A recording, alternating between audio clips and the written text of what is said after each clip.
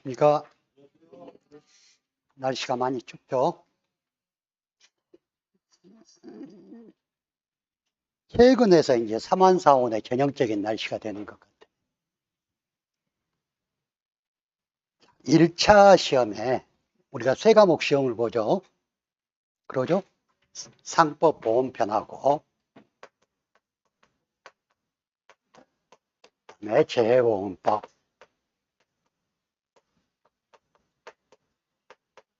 그리고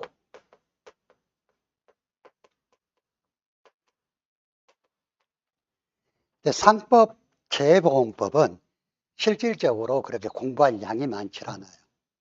법 조문, 상법 같은 경우에 한 50개 정도 되는 상법 중에서 보험에 관련된 법조문만 가지고 시험을 보는 거고, 재해보험법은 농업재해보험법 기본법하고 그에 따른 시행령, 그리고 손해평가 요령, 이 세 가지를 가지고 시험을 보니까 양들이 그리 많지 않거든요. 하지만 원해작물학, 재배학은 양이 굉장히 많아. 그러죠? 양이 굉장히 많아가지고 2차 시험 준비를 해야 되는데 얘에 그냥 발목 잡혀서 공부를 못하는 경우를 많이 봤어요. 그런데 우리 시험은 1차 시험은 사지선다형이에요. 사지선다형이고,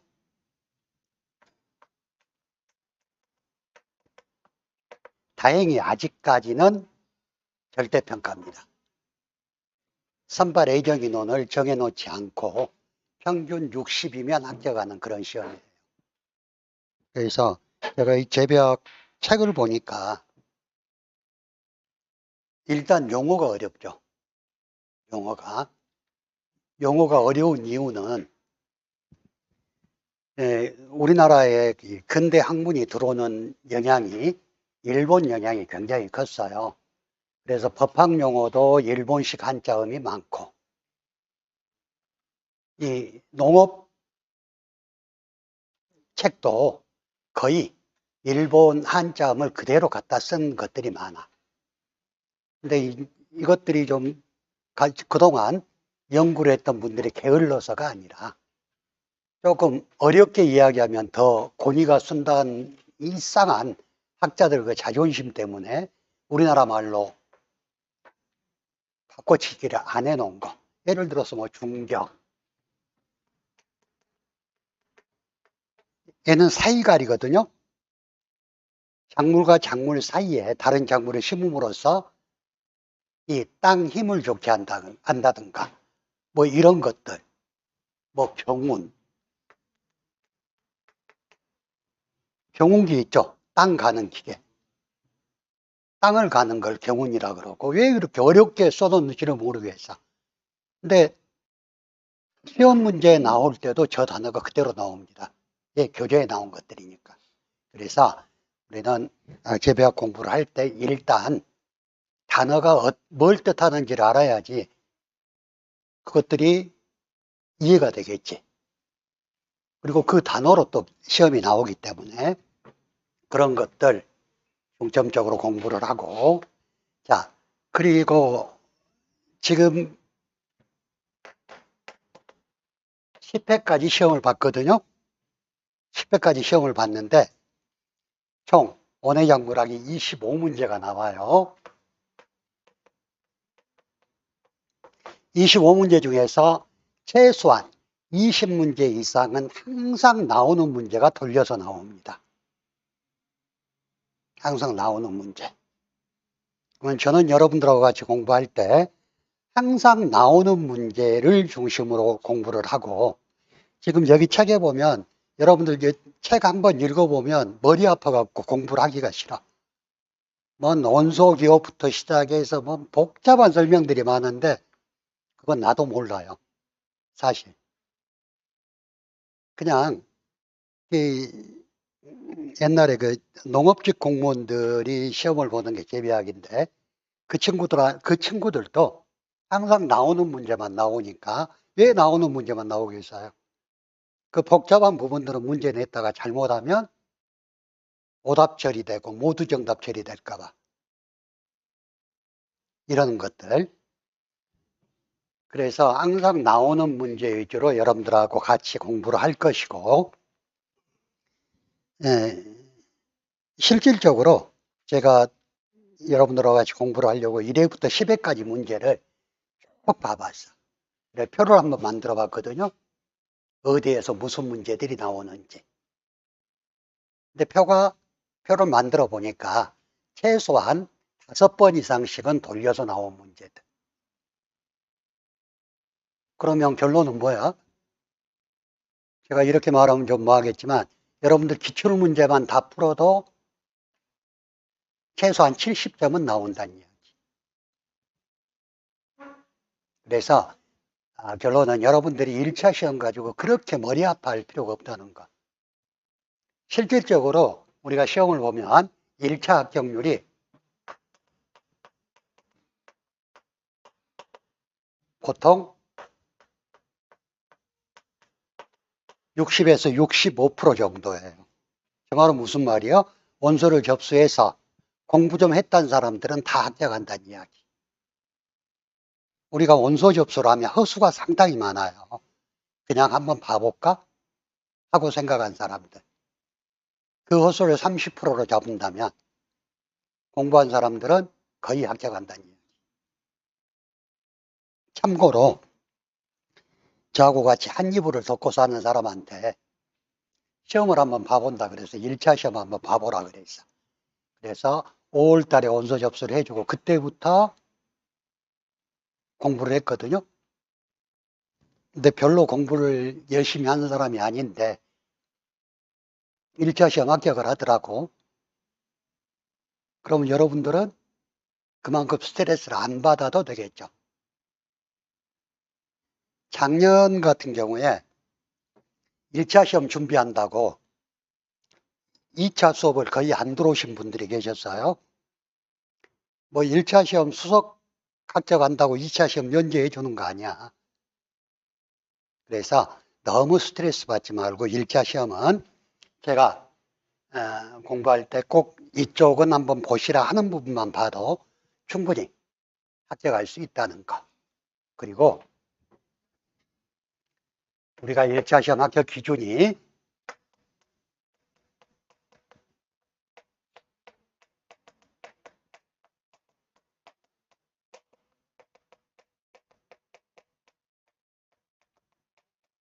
매 과목 40점 이상에 평균 60점 이상이면 합격하죠.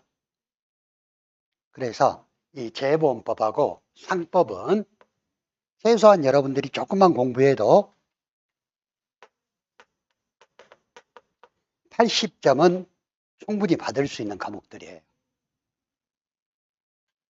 제가 다른 데서 재보험법하고 상법에 대해서 강의를 했었는데 그렇게 어려운 부분이 없어. 이 법규만 이해해도 충분한 것들. 그러면 160점. 얘는 20점만 맞으면 되는데 20점 맞으면 과락이 되잖아. 과락은 넘어야 되니까.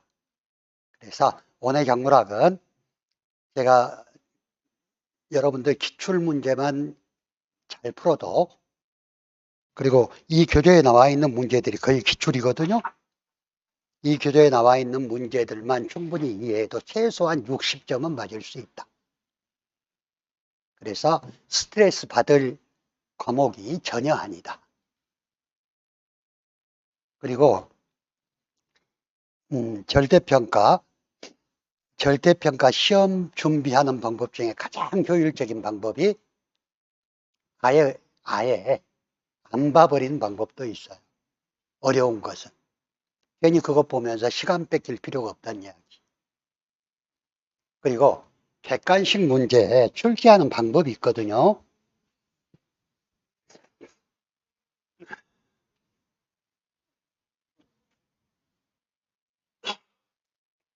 제가 야간 지금부터 그때가 98년도니까 지금부터 4, 5년 전 되겠죠. 그때 제가 공직생활 하면서 시험 출제부서에서 근무를 했어요. 그래서 광주시청 고시계에 근무를 했는데, 그때는 지방직 시험을 광역자치단체에서 직접 출제를 했어. 지금은 전부 행자부에서 총괄로 시험 관리를 하는데, 그 출제하는 기준이 뭐였냐? 지금도 이 기준은 지켜지고 있어요. 난이도를 상, 중, 하로 구분합니다. 상, 중, 하로. 그래서 난이도를 비례해서 배분해줘야지 나중에 민원이 없다 하는 게 원칙이거든.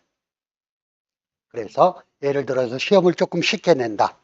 상이 40, 아니 하가 40, 중이 뭐 정도 한 40 정도 쉬운 시험이다.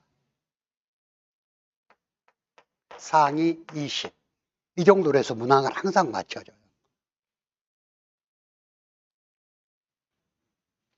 좀 어렵게 낸다. 30, 40, 30. 이 정도. 그래서 정말로 어려운 문제는 30% 이상이 될 수가 없어요.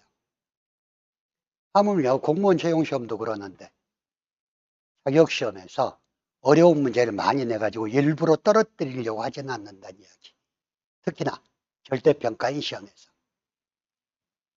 그래서 결론은 여기에 나오는 온소기온이 뭐 복잡한 이야기 다 털고 가더라도 여러분들이 스트레스 안 받고 충분히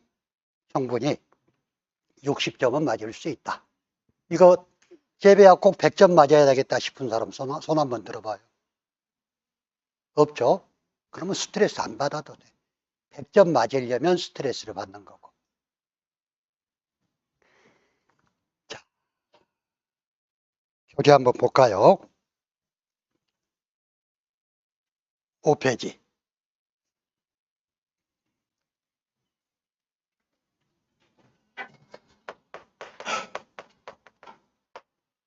재배학에서 작물이란 단어가 나와요. 작물. 작물은 어떤 사람이 일부러 키우는 것. 사람이 필요에 의해서 키우는 걸 작물이라 그래. 키우지 않는 건 똑같은 풀이에요, 그냥. 하지만 작물이라는 건 어떤 사람이 이용할 목적으로 재배하는 걸 작물이라 그러는데, 이 작물은 키우면 뭐 하려고 키워요? 먹고 살든가 팔려고 키우는 거지. 그래서 작물은 재배함으로써 경제성이 있는 걸 작물이라고 그래요. 경제적 가치가 있는 거. 그래서 여러분들 교재 작물의 개념에 보면 작물은 인간이 이용할 목적으로 재배하는 식물을 말하고, 작물은 이용성과 경제성이 높아서 사람의 재배 대상이 되는 식물이다. 그러면 재배 대상이 되지 않는 식물은 일반 잡초가 되겠지. 그래서 우리는 사람이 이용성이 있고 경제성을 갖추기 위한 작물을 키우는데 어떤 환경이 되어야 되느냐 하는 거에 대해서 지금 공부를 하는 거예요. 자, 이런 작물을 분류를 하면, 자, 여러분들 제가 설명드리면서 시험에 최소한 계속 나왔던 것들에 대해서는 체크를 하라고 말씀드릴 거예요. 그냥 그 부분만 체크해서 여러분들이 보셔도 충분하다는 거. 자, 작물의 분류에 있어서 작물은 일반 작물하고 크게 온해 작물로 분류를 할 수가 있는데, 일반 작물은 또 사람이 식용하는 작물이냐 해서 식용작물,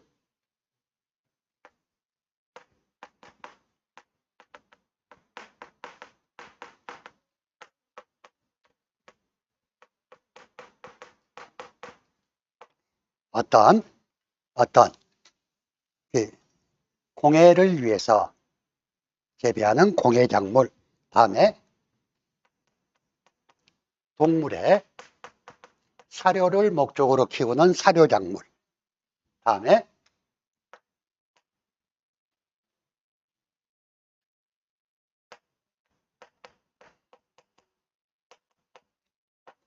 어떤 비료 생산을 위해서 키우는 녹비작물로 나뉩니다. 그리고 다시 온해작물은 과수작물, 화해작물로 구분이 되고, 자, 그래서 일단 여기서 중요한 건 식용작물 중에서 여러분들 식용작물은 곡류, 쌀곡자를 써서 곡류죠. 어떤 변화, 보리, 밀 같은 곡류와 두류는 콩두자예요. 콩가작물. 다음에 서류는 감자, 고구마 같은 그런 작물들을 말하는 거. 그래서 이건 뭐 시험에 안 나와요. 뭐 식용작물 아닌 것 하는 것들은 시험에 안 나오는데 시험에 자주 나온 게 그 동그라미 3번. 세계 3대 식용작물.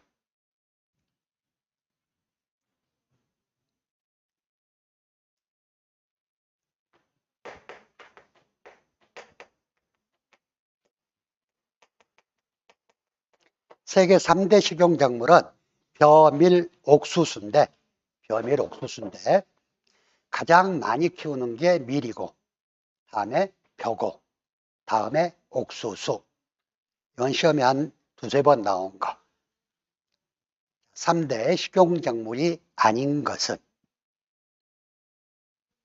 여기에다가 한 번은 보리가 들어갔었고 뭐 이런 식으로 시험에 나오는데 일단 세계 3대 식용작물은 벼, 밀, 옥수수다 하는 거 꼭 체크해 두시기 바랍니다.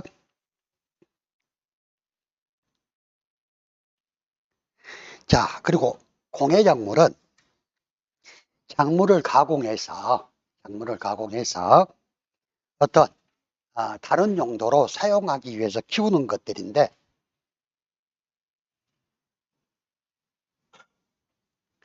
먼저 섬유작물은 어떤 천을 만들기 위해서 씨를 뽑아내는 것들이 있죠. 그래서 뭐 목화나 아마나 황마 뭐 얘들도 시험에 안 나오지만 안 나온다고 말하면 좀 뭐하겠다. 나온 적은 없지만 여러분들이 그냥 감으로 생각해도 충분해. 섬유작물은 씨를 뽑아내는 거구나. 그러면 아마씨에서 씨를 뽑아내고 목화에서 씨를 뽑아내고 한다는 것들 감으로 알 수 있겠죠. 다음에 유료작물, 기름을 짜기 위한 것들. 그래서 참깨, 뭐 유채, 뭐 해바라기 씨유도 요즘 많이 식용으로 먹고 있죠. 하는 게 유료작물. 다음에 전분작물. 전분은 말 그대로 전분을 생산하기 위한 거. 그래서 뭐 옥수수나 감자, 고구마 이런 것들. 다음에 당뇨작물은 설탕, 당류를 뽑아내는 거. 그래서 사탕수수, 뭐 사탕무, 사탕야자, 사탕단풍, 사탕 들어가면 당뇨작물이다. 다음에 기호작물, 차, 담배, 뭐 커피 이런 것들. 다음에 방향작물, 향료를 생산하기 위한 거. 뭐 장미, 아카시아, 라벤더, 자스민 이런 것들. 다음에 염료작물은 염색을 위해서 만드는 것들. 그래서 뭐 샤프란, 인도남 쪽, 있고 뭐 모르는 쪽은 여러분들 알죠? 쪽 몰라요? 그 뭡니까? 염료를 생산하기 위해서 굉장히 그 푸른빛의 이 색성을 나타내는 식물인데 여러분들 그 쪽빛 바다라는 이야기 들어보셨죠? 굉장히 짙푸른 바다. 그런 색이 나오는 그런 식물이에요. 우리나라에서도 많이 재배되는 게 쪽인데 일단 보면은 글쎄 모르겠어. 책을 만들 때 여기저기서 갖다가 만들어 놔서 모르는 작물들도 굉장히 많아요. 그런 것들은 시험에 안 나오겠죠. 자, 다음에 약용작물, 약초를 약용으로 키우는 그런 작물들. 인삼이라든가 뭐 작약이라든가 하는 것들, 한약재 이런 것들이 공해작물에 속합니다. 자, 그리고 사료작물은 가축을 사육하는데 필요한 사료를 만드는 작물이다. 그래서 일단 종류는 화분가, 콩가, 기타가가 있는데 뭐 보실 필요 없고, 그다음에 이용 목적에 따라서 사일리지 작물이니 청해 작물이니 건초 작물이니 방목 작물이니, 여기에서 사일리지 작물은 여러분들 그 축사 같은 데 보면 건초를 발효시키는 그런 시설이 있어요. 축산업을 하신 분들은 알겠지만, 예를 들어서 벼에서 볏짚을 바로 가져가서 소에게 먹이를 주면 안 먹습니다. 그래서 어떻게 줘야 되냐, 얘를 발효를 시켜서 줘야 돼. 그래서 축사 옆에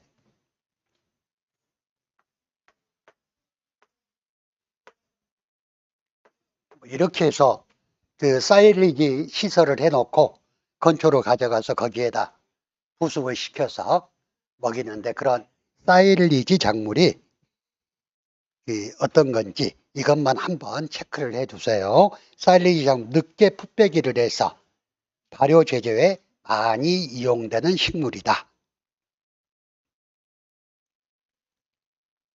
얘가 한 번 나왔더라고, 10번 중에.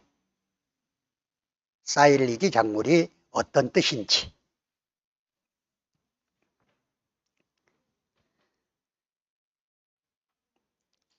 자, 다음에 녹비작물은 비료작물이라 그랬죠. 비료를 만들기 위해서. 그래서 녹비작물의 뜻은 식물의 줄기와 잎 등을 토양의 거름으로 사용하기 위해서 가꾸는 식물이다. 자, 온해작물은 채소, 과일, 화초 등과 같이 필요한 작물을 기르거나 장식용으로 기르는 걸 말하는데, 온해작물은 다시 다음 장에서 다시 설명을 한다고 되어 있죠. 그래서 온해작물은 과채류,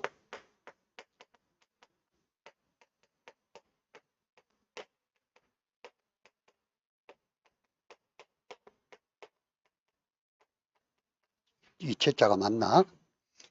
자, 과일을 생산하는 게 과채류. 다음에 온해작물 중에서 잎을 먹는 게 엽채류, 뿌리를 먹는 게 근채류예요. 우리 작물을 보면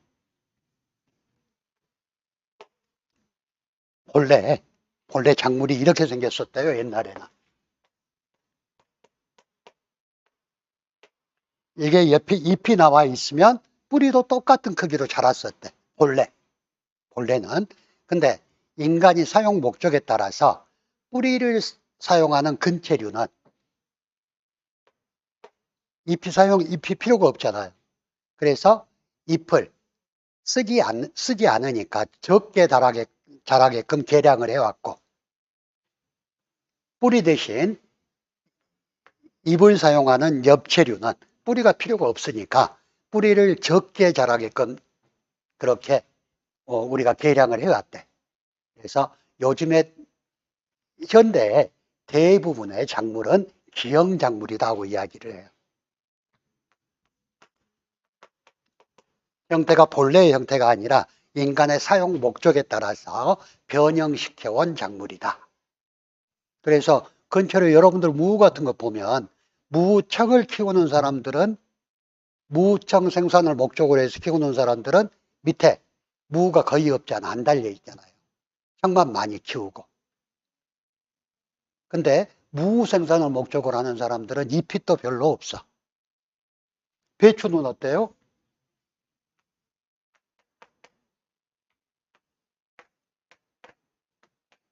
배추 뿌리는 거의 없죠. 왜? 배추 잎을 먹기 위해서 지금까지 키워오기 때문에. 그래서 모든 작물이 정상적인 모양이 아니라 인간의 필요에 의해서 변형시켜온 기형작물이다 하는 것.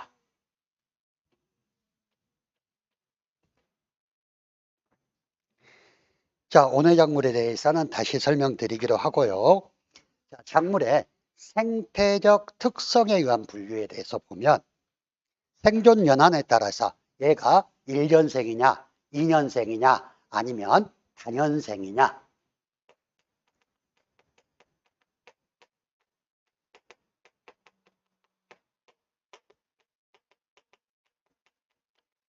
(1년생은) 한 해살이 식물, (2년생은) 두 해살이 식물, 다년생은 여러 해살이 식물 그러죠. 종류가 어떤 건지는 한 번도 물어본 적이 없으니까 일단 작물의 분류에 의해서 생태적 특성에 따라서 생존 연한에 따른 분류는 1년생, 2년생, 다년생 또는 한 해살이, 두 해살이, 여러 해살이 이렇게 구분한다 하는 것 정도만 알아두시고요. 두 번째, 온도 반응에 따라서 얘가 저온성 식물이냐 고온성 식물이냐 얘는 체크를 해 두세요.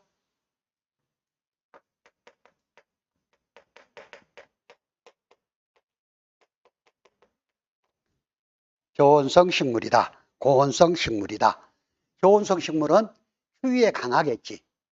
추위에 강하니까 씨를 언제 뿌려요? 가을에 뿌려서 겨울을 넘길 수가 있는 것들. 시금치라든가 거기에 보면 보리, 시금치, 상추, 배추 그랬는데 이 보리도 가을 보리를 말해. 가을 보리. 만약 가을 보리 씨앗을 봄에 뿌리게 되면 얘가 싹이 틉니까 안 납니까? 가을 보리 씨앗. 싹 안 나요. 왜 안 나냐?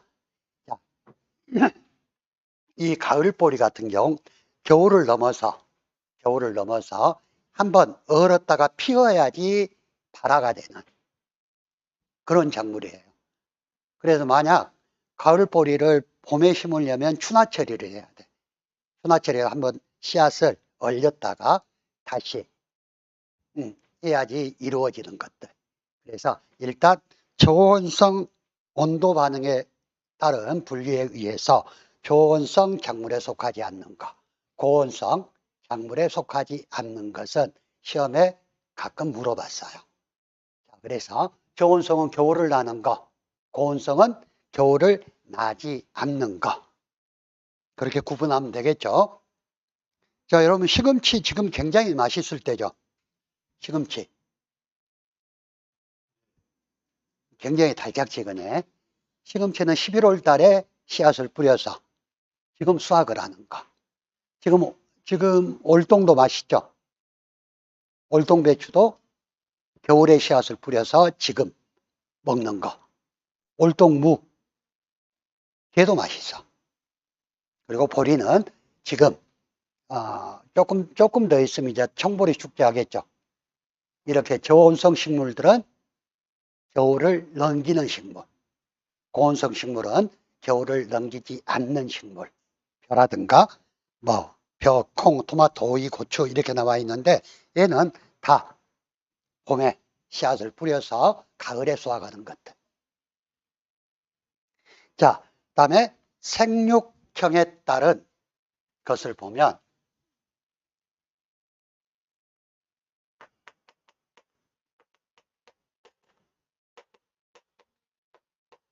주형과 포복형의 이 주자는 기둥주자예요.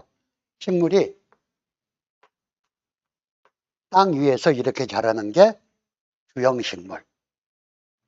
그래서 대부분의 식물들이 주형식물이 될 거고, 포복형 식물은 땅 위에 이렇게 엎어져 있는 것들. 여러분들 고구마 같은 거. 고구마는 위로 크지 않죠. 땅 바닥으로 이렇게 쭉 깔리잖아. 그게 포복형 작물이다. 자, 저항성에 따른 분류인데요. 저항성에 따른 분류란 이 작물이 어디에 강하는지, 어디에 잘 견디는지 하는 거에 대한 이야기. 자, 그래서 내산성 식물은 산성 토양에 잘 자라는 식물, 잘 견디는 식물. 내건성은 별로 비가 많이 안 오고 건조한 환경에서도 잘 크는 식물. 그다음에 내습성 식물. 내습성 식물은 습한 환경, 물이 많을 때 잘 자라는 거.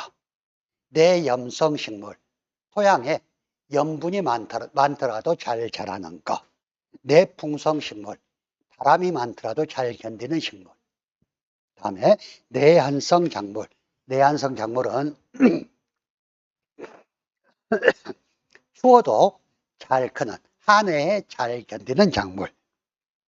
자, 여기에서 여러분들 내습성 작물만 한번 봐두세요. 내습성은 쉽게 말해서 논에 물을 가둬서 키우는 것들. 왜? 습해에 잘 자라니까. 그 내습성의 대표적인 게 벼. 다음에 미나리. 다음에 연 같은 것도 여러분들 논에다가 물 채워서 연도 키우죠. 내습성 식물에 대해서는 한번 물어본 적이 있어요.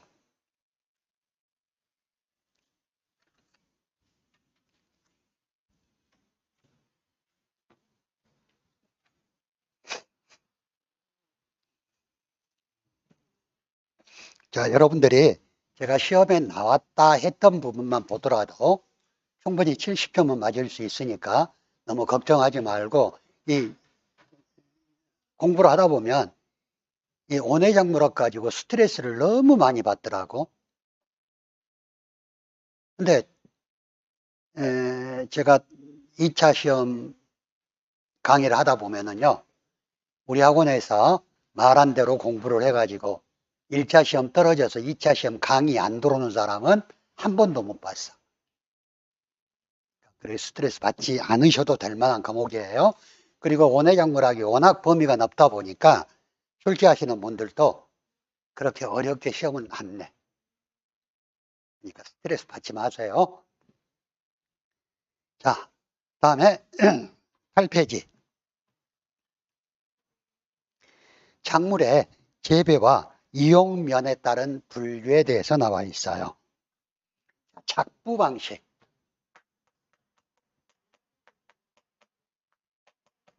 작부 방식이 뭔 뜻이에요? 작물을 심고 재배하는 방법이 작부 방식이에요. 근데 저렇게 어렵게 적어놨어. 이 작부 방식에 의한 분류를 보면 대파 작물이 있고,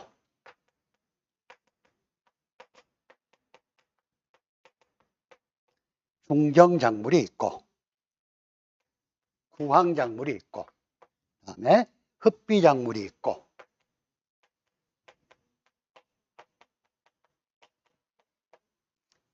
그다음에 동반 작물. 동반 작물이 있는데, 대파 작물은 뭐냐면 쉽게 말해서 대신 파종한다가 대파 작물이에요. 어떤 주 작물에 대해서 얘를 키우다 보니까 얘가 더 이상 가망이 없어. 수확할 가망이. 그래서 주 작물 대신 파종을 해서 키우는 작물이 대파 작물. 그리고 중정 작물은 어떤 작물 사이에 파종을 해서 키우는, 중정이 사이갈이라는 뜻. 이 작물과 작물 사이에 사이갈이를 해서 키우는 작물이 중정작물. 다음에 구황작물. 구황작물은 체크 한번 해두세요. 구황작물은 여러분들 초등학교 때 배우셨죠? 그 흉년이 들어서 먹을 것이 없을 때 대신 식량 대용으로 하는 작물이 구황작물이었어. 그래서 구황작물은 어떤 작물이 있는지, 자, 감자, 고구마, 메밀, 교, 피, 기장, 얘들이 구황작물이다.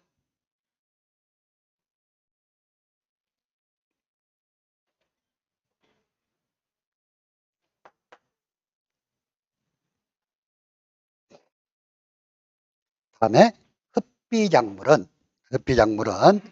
비료분을 잘 흡수할 수 있도록 키우는 그런 작물들.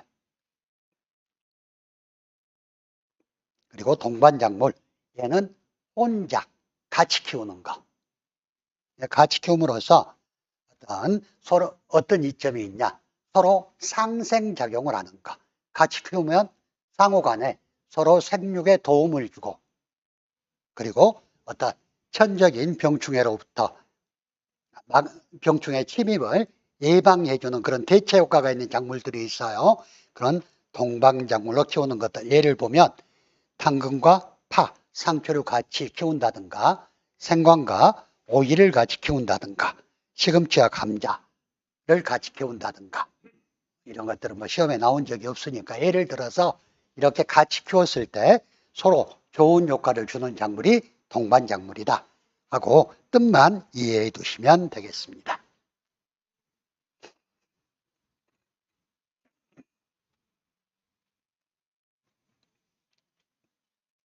저도 교재를 여러분들하고 같이 보면서 뭘 설명해야 될 줄은 모르겠어. 그래서 결론은 시험에 자주 나왔던 것들에 대해서 체크해주고 같이 공부하자 하는 생각이 제 생각. 자, 다음에 경영면에서 자급작물이 있고 상급작물이 있고 경제작물이 있는데, 자급작물은 키워서 자급자족하기 위해서 키우는 작물이 자급작물. 상급작물은 키워서 판매를 목적으로 하는 것.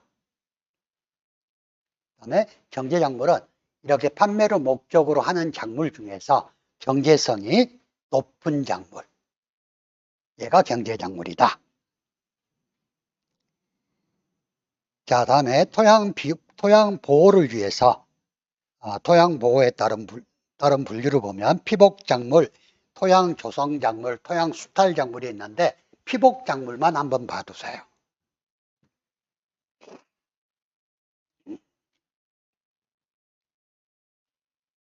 얘는 자, 여러분 땅에 아무것도 심어져 있지 않아요. 그럼 비가 많이 오게 되면 땅이 다 쓸려가 버리겠죠. 이런 걸 예방하기 위해서 땅 위를 덮어주는 작물들. 땅 힘을 유지하기 위해서. 그래서 여러분 우리 교재에 보면 단연색 목초 등과 같이 강우를 차단하여 경지를 우적 침식으로부터 보호하는 효과가 있는 작물. 즉 비가 내렸을 때 땅을 보호하는 효과가 있는 작물이다 하는 거. 피복작물의 뜻이 뭔지 하는 것만 체크해 두시기 바랍니다.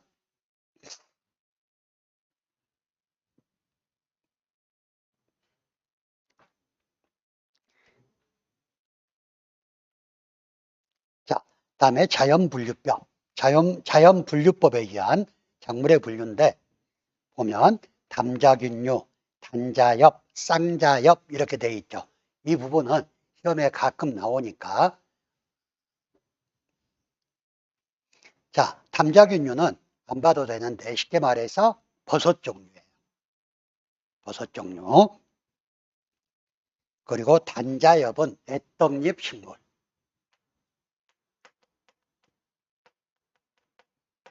단자엽. 그래서 화분과, 토랑과, 백합과, 막과, 생강과가 있는데 백합과만 한번 보세요. 백합과. 백합과 식물을 보면 마늘, 양파, 파, 부추, 양파가 또 들어갔네. 알로에, 아스파라거스, 염란, 점란. 공통점이 뭐가 있을까? 향신료? 향신료보다는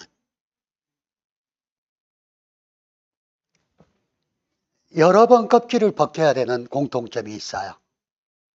그래서 얘를 인경식물이라고도 이야기하는데 이 인자는 비닐인자. 마늘 같은 것도 껍질을 여러 번 벗기지. 양파도 여러 번 벗겨야죠. 얘가 백합과예요. 그래서 백합과 식물에 속하지 않는 것 하는 문제가 서너 번 정도 나와 있어.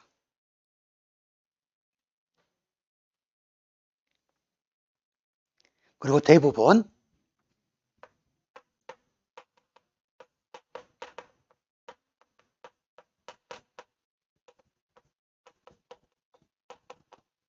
파 종류, 파.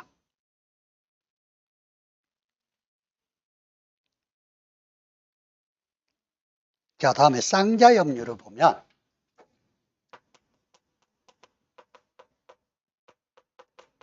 쌍떡잎 식물인데요. 자, 명아죽과 십자화과는 배춧가.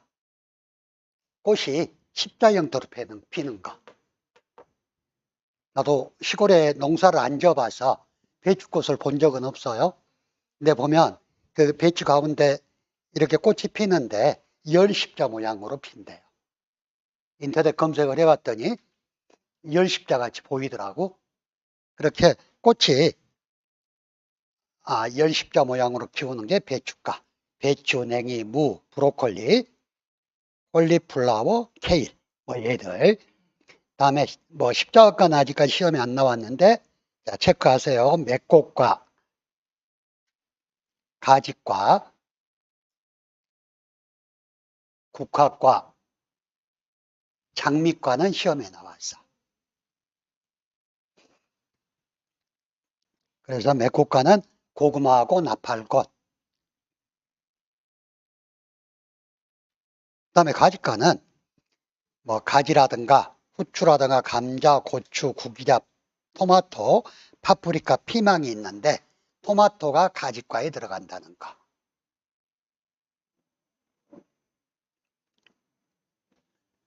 자, 국화과는 상추, 결구상추, 민들레, 엉겅퀴, 아티초크. 결구상추가 뭔지 아세요? 상추인데 이렇게 동그랗게 말아져 있는 상추 있어. 여러분들 보시면